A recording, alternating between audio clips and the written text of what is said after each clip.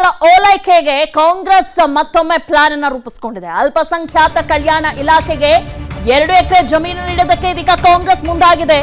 ಹೇಗಾದ್ರೂ ಮಾಡಿ ಅಲ್ಪಸಂಖ್ಯಾತರನ್ನು ಓಲೈಕೆ ಮಾಡಬೇಕು ಅಂತ ಮತ್ತೊಮ್ಮೆ ಎಲ್ಲಾ ರೀತಿಯಾಗಿ ಪ್ಲಾನ್ ಅನ್ನು ರೂಪಿಸಿಕೊಂಡಿದೆ. ಅಲ್ಪಸಂಖ್ಯಾತರ ಕಲ್ಯಾಣ ಇಲಾಖೆಗೆ 2 ಎಕರೆ ಜಮೀನು ನೀಡೋದಕ್ಕೂ ಕೂಡ ಸರ್ಕಾರ ಮುಂದಾಗಿದೆ. ಬೆಂಗಳೂರಿನ 2 ಎಕರೆ ಸರ್ಕಾರಿ ಜಮೀನನ್ನ ಹಸ್ತಾಂತರ ಮಾಡೋದಕ್ಕೆ ಸರ್ಕಾರ ಮುಂದಾಗಿದೆ. ಅಂದಾಜು 120 ಕೋಟಿಗೂ ಹೆಚ್ಚು ಬೆಲೆ ಬಾಳುವಂತ ಜಾಗ ಇದು.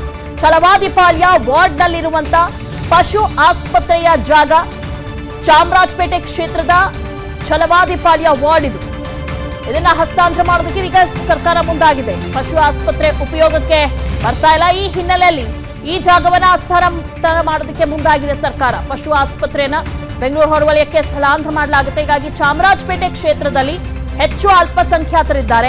ಆ ಅಲ್ಪಸಂಖ್ಯಾತರ ಮನವೊಲಿಸೋದಕ್ಕೆ ಇದೀಗ ಮುಂದಾಗಿದ್ದಾರೆ. ಅಲ್ಪಸಂಖ್ಯಾತರ ಮಕ್ಕಳಿಗೆ ಎಲ್ಲಾ ರೀತಿಯಾದಂತಹ ಫೆಸಿಲಿಟಿ ಮಾಡಿಕೊಡೋದಕ್ಕೆ ಸರ್ಕಾರ ಮುಂದಾಗಿದೆ.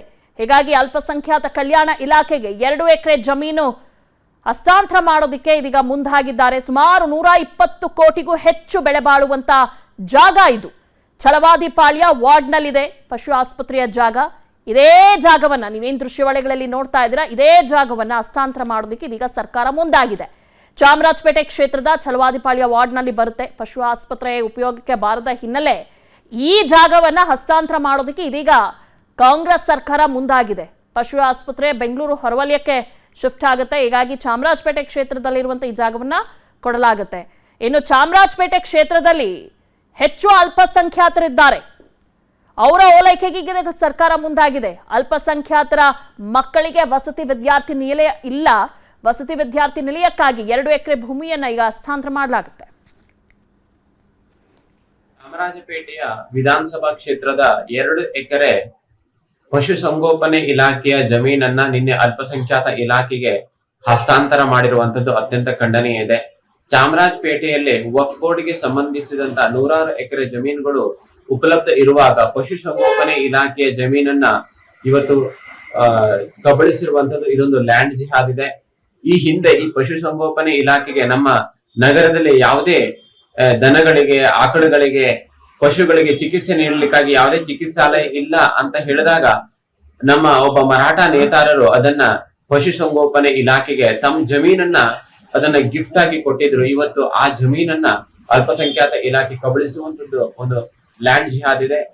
ಕೂಡಲೇ ಸರ್ಕಾರ ಈ ಹಸ್ತಾಂತರ ಪ್ರಕ್ರಿಯೆಯನ್ನ ರದ್ದು ಮಾಡಬೇಕು. ಇಲ್ಲೇ ಹೋದ್ರೆ ಮರಾಠ ಸಂಘ, ಸಮಸ್ತ ಹಿಂದೂ ಸಂಘಟನೆ ಇದರ ವಿರುದ್ಧ ಆಂದೋಲನ ಅಭಿಯಾನವನ್ನ ಮಾಡ್ಲಿಕ್ಕಿದೆ. ಚಾಮರಾಜಪೇಟೆಯ ವಿಧಾನಸಭಾ ಕ್ಷೇತ್ರದ 2 ಎಕರೆ ಪಶುಸಂಗೋಪನೆ ಇಲಾಖೆಯ ಜಮೀನನ್ನ ಓಕೆ, ಎಲ್ಲದ್ರ ಬಗ್ಗೆ ಡೀಟೇಲ್ಸ್ ನೀಡ್ತಾರೆ ನಮ್ಮ ಪ್ರತಿನಿಧಿ ಮಹೇಶ್.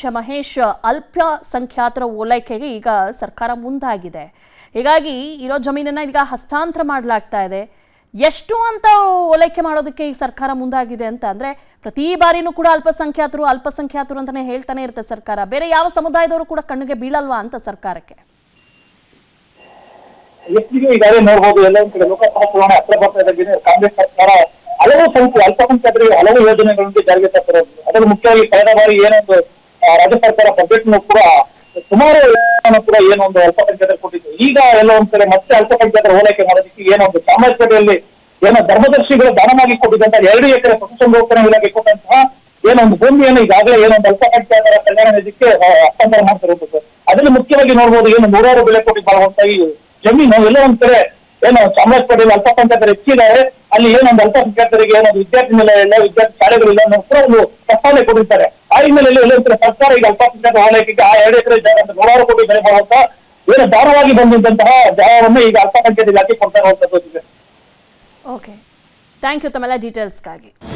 ಅನುಕ್ಷಣದ ಸುದ್ದಿಗಳಿಗಾಗಿ ವಿಸ್ತಾರ ನ್ಯೂಸ್ ಯೂಟ್ಯೂಬ್ ಚಾನೆಲ್ ಸಬ್ಸ್ಕ್ರೈಬ್ ಮಾಡಿ.